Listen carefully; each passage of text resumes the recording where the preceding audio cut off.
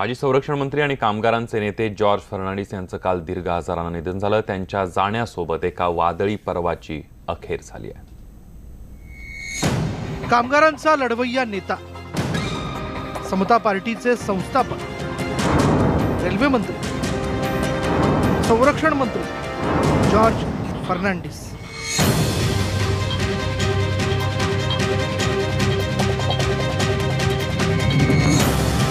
मुंबईतल्या कामगार चळवळीचा इतिहास जॉर्ज फर्नांडिस यांच्याशिवाय पूर्णच होऊ शकत नाही। एका कट्टर ख्रिश्चन कुटुंबात जन्मलेले आणि धार्मिक शिक्षण घ्यायला गेलेले फर्नांडिस कर्नाटक सोडून मुंबईत आले आणि इथल्या कामगार चळवळीचा बुलंद आवाज बनले।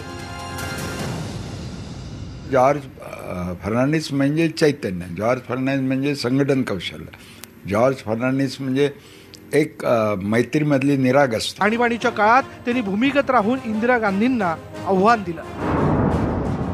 1977 मध्ये तुरुंगात राहूनच त्यांनी लोकसभेची निवडणूक दणदणीत मतांनी जिंकली आणि मोरारजी देसाईंच्या मंत्रिमंडळात उद्योग मंत्री बनले।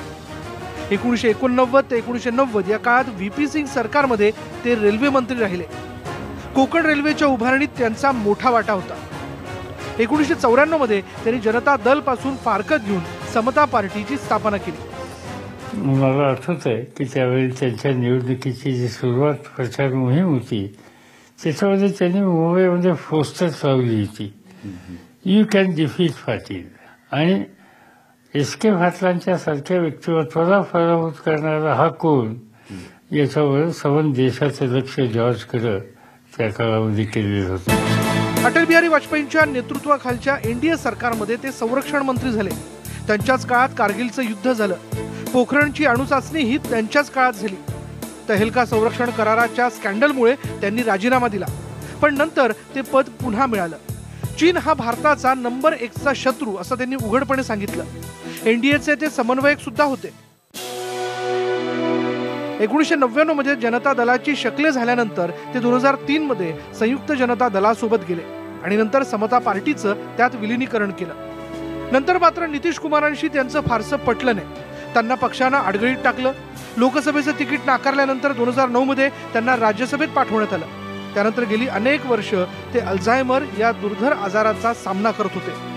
जया जेटलींसोबतचे त्यांचे संबंध बरेच गाजले।